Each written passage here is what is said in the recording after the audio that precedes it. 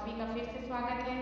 एक मास में दो प्रदोष व्रत पढ़ते हैं, यानी कि दो त्रयोदशी व्रत पढ़ते हैं, कृष्ण पक्ष प्रदोष व्रत और शुक्ल पक्ष प्रदोष व्रत। जो भी भक्तजन भगवान शिव की प्रसन्नता के लिए त्रयोदशी अर्थात प्रदोष का व्रत धारण करते हैं, वे जीवन पर्यंत सुखी रहते हैं। उनके सभी संपूर्ण पापों का नाश इस व्रत से हो जाता है। इस व्रत के करने से विधवा स्त्रियों को अधर्म से ग्लानि होती है और सुहागन नारियों का सुहाग सदा अटल रहता है। जो भी स्त्री पुरुष जिस कामना को भी लेकर इस व्रत को धारण करते हैं, उनकी सभी मनोकामनाएं भगवान कैलाशपति शंकर पूरी करते हैं। त्रयोदशी का व्रत करने वाले को 100 गौ के दान के बराबर का फल प्राप्त होता है। इसलिए जो भी इस व्रत को विधि विधान तन मन वचन और कर्म से करता है, उसके सभी दुख और पाप नष्ट हो जाते हैं। सभी माताओं बहनों को 11 त्रयोदशी या तो फिर पूरी साल में जो पड़ती है 26 त्रयोदशी उनको करना चाहिए। और जो भी इस विधि से 11 त्रयोदशी या 26 त्रयोदशी व्रत करते हैं, उन्हें इसका उद्यापन भी करना चाहिए विधिवत।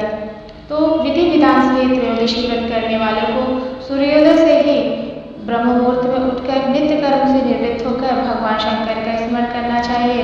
व्रत वाले दिन फलाहार करना चाहिए, भोजन नहीं करना चाहिए। सायंकाल को जब सूर्यास्त में घंटा भर शेष रहे तब तक स्नान आदि कर्मों से निवृत्त होकर श्वेत वस्त्र धारण कर पूजन के स्थान को स्वच्छ जल और गाय के गोबर से लीप कर चौकी को भली भांति सजाकर 5 रंगों को मिलाकर पुष्प की आकृति बनाकर कुशा के आसन पर बैठकर भगवान की आराधना अर्चना करनी चाहिए।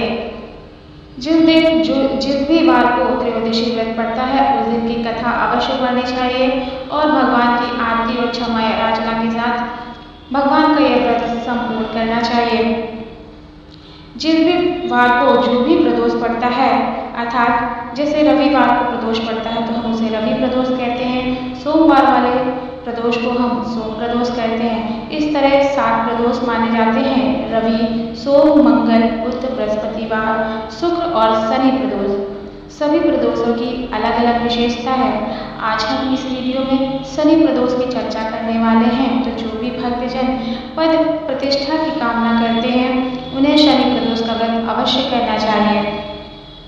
और जिस दिन भी जो वार पड़ता हो, उसी वार की कथा भी पढ़नी चाहिए और सुननी चाहिए, जिससे कि अभिष्ट फल की प्राप्ति हो। तो आइए शनि त्रयोदशी प्रदोष व्रत की कथा सुनते हैं।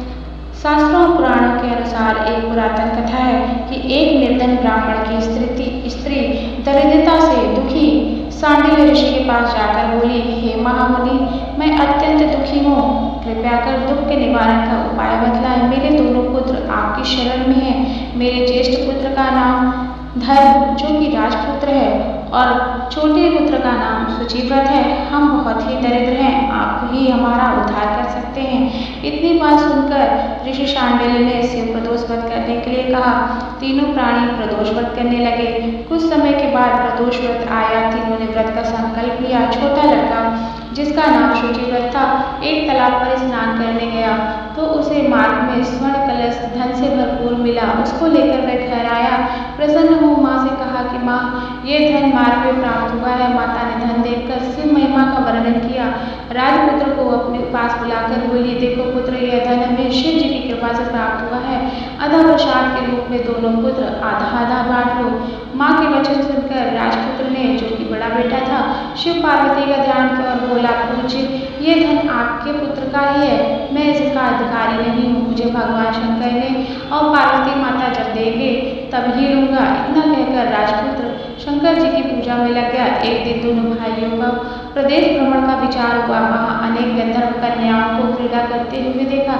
उन्हें देख शुचिव्रत ने कहा, भैया, अब हमें इससे आगे नहीं जाना है। इतना कह शुचिव्रत उसी स्थान पर बैठ गया, परंतु राजपुत्र अकेले ही स्त्रियों के बीच जा पहुंचा। वहाँ एक स्त्री अति सुंदरी राजकुमार को देखकर मोहित हो गई और राजपुत्र के पास पहुंचकर कहने लगी, हे सखियों, इस वन के समीप ही जो दूसरा वन है, तुम वहाँ जाकर देखो। भांति भांति के पुष्प खिले हैं, वहाँ सुहावना समय है, उसकी शोभा देख कर आओ। मैं यहाँ बैठती हूँ, मेरे पैर में बहुत पीड़ा है। ये सुनकर सभी सखियां दूसरे वन में चली गई। वह सुंदर राजकुमार की ओर देखती रही। इधर राजकुमार भी काम दृष्टि से निहारने लगा। युवती बोली, आप कहाँ रहते हैं?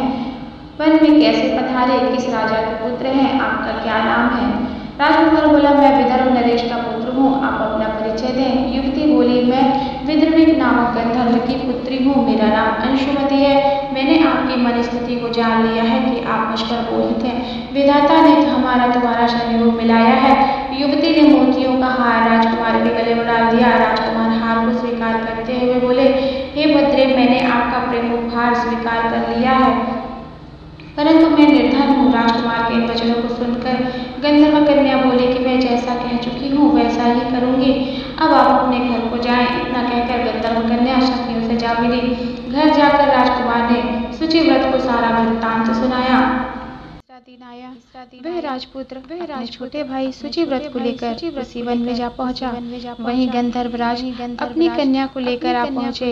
इन दोनों राजकुमारों को देखकर आसन देकर कहा, मैं कैलाश पर्वत पर गया था, जहां शंकर जी ने मुझसे कहा कि धर्मगुप्त नाम का राजपुत्र है जो इस समय राजविहीन निर्धन है, वह मेरा परम भक्त है। हे गंधर्वराज, तुम उसकी सहायता करो। मैं महादेव जी की आज्ञा से इस कन्या को आपके पास लाया हूँ, आप इसका निर्वाह करें। मैं आपकी सहायता कर आपको राजगद्दी पर बिठा दूंगा। इस प्रकार गंधर्वराज ने कन्या का विधिवत विवाह किया। विशेष धन और सुंदर गंधर्व कन्या को पाकर राजपुत्र अति प्रसन्न हुआ। भगवान की कृपा से अपने शत्रुओं का दमन कर पुनः अपने राज्य को पा लिया और अपनी पत्नी सहित सुख भोगने लगा। इस प्रकार शनि प्रदोष व्रत की कथा समाप्त हुई। कथा के बाद भगवान शंकर की आरती, और क्योंकि यह प्रदोष व्रत शनिवार को पड़ रहा है, भगवान श्री शनिदेव की आरती अवश्य करें। शिवाय सभी प्रकार की कथाएं एवं आरती हमारे चैनल पर उपलब्ध हैं। यदि हमारा प्रयास अच्छा लगता हो तो हमारे चैनल तीज त्योहार और कथाएं चैनल को सब्सक्राइब कीजिए, साथ ही बेल आइकन को दबाइए जिससे लेटेस्ट जानकारी आप सभी को मिले। लाइक, शेयर और कमेंट ज़रूर करिए। आपकी सराहना ही हमारा पुरस्कार है। धन्यवाद।